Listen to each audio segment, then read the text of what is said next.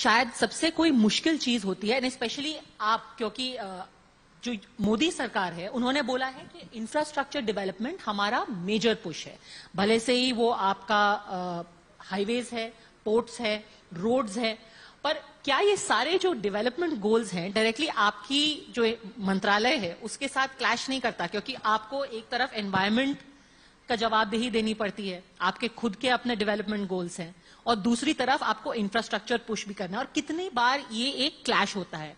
हमने देखा मुंबई में क्या हुआ, आपकी आरए जो शेड थी उसको लेकर के लोगों में ऑपोजिशन था। हाईवे कंस्ट्रक्शन में फॉरेस्ट को कितना करना है, अभी जो आपका चार धाम का रोड है उसको लेकर के जब उत्तराखंड में भूस्खलन हुआ, बहुत क्रिटिसिज्म हुआ आपके मंत्रालय का कि आप लार्ज स्केल डेवलपमेंट के चलते एनवायरमेंट को आपने सैक्रिफाइस कर दिया। कैसे इसको आप बैलेंस करेंगे? पहली बात तो देखो, मैं आपसे क्षमा मांगते हुए आपके फैक्ट को सुधार देता हूं।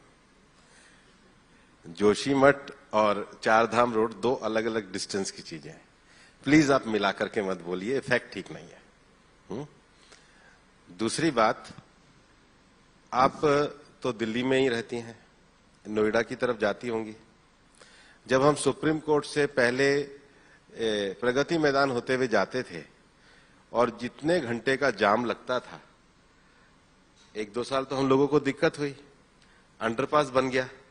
आप टीरी की रिपोर्ट उठा के देखिए कितना कार्बन एमिशन कम हुआ, कितना पॉल्यूशन कम हुआ।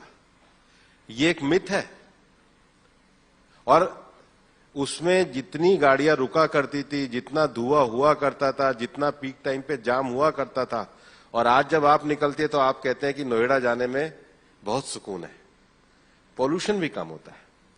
आप महाराष्ट्र में पैंच में जहां पे हमारा नेशनल पार्क है, हमारा डिजाइन करा हुआ आप हाईवे देखिए कि नीचे सेंचुरी भी है, नेशनल पार्क भी है, और ऊपर डिजाइन से निकल रहा है। आज ही रेलवे के साथ हमने पूरे देश में लगभग 1100 किलोमीटर ऐसी रेलवे लाइन की पहचान करी जहां से हमारे हाथी निकला करते थे। आज ही सुबह मैंने उसका रिव्यू किया, मेरे पास पेपर आया और मैं अभी ट्वीट भी करूंगा कि हमने उनके लिए एक अलग से पैसेजेस की इस तरह से बनाए ताकि वो एक पर्टिकुलर जगह से निकल जाए, और हमने ऐसे 100 स्थान करे उसका प्रयोग किया। तो एनवायरमेंट और डेवलपमेंट ये को एग्जिस्ट करता है।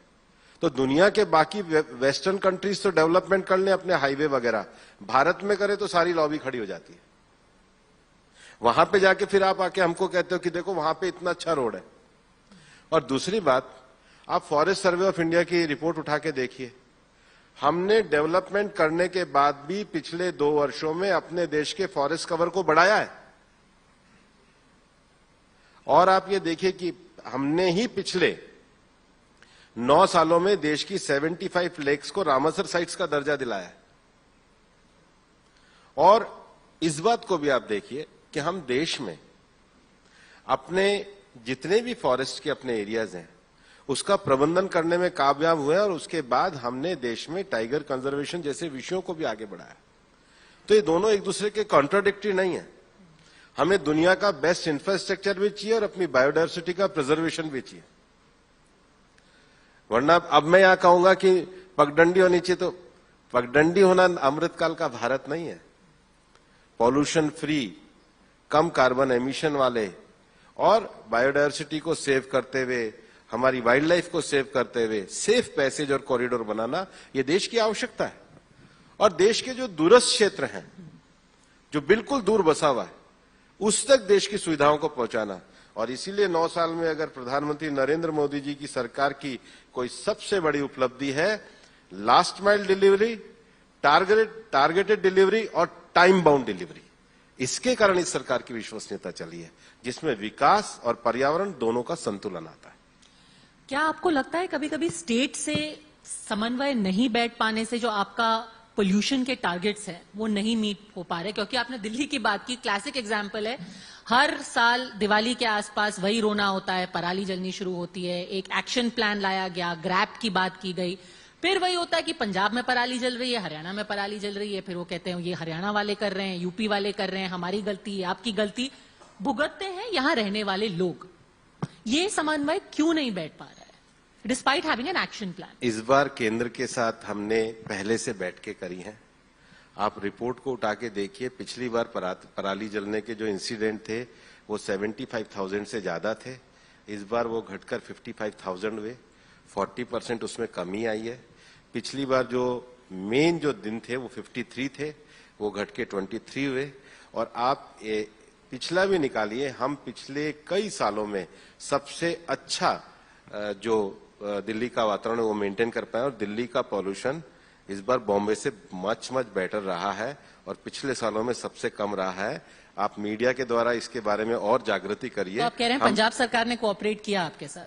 देखिए, सभी मैं कभी किसी को विकास के क्षेत्र में नहीं करता हूं, लेकिन पंजाब में जो पिछली बार के मुकाबले जो जितना उन्होंने तय किया उतना उन्होंने नहीं किया, वो भी फैक्ट मैंने सबके सामने रखे।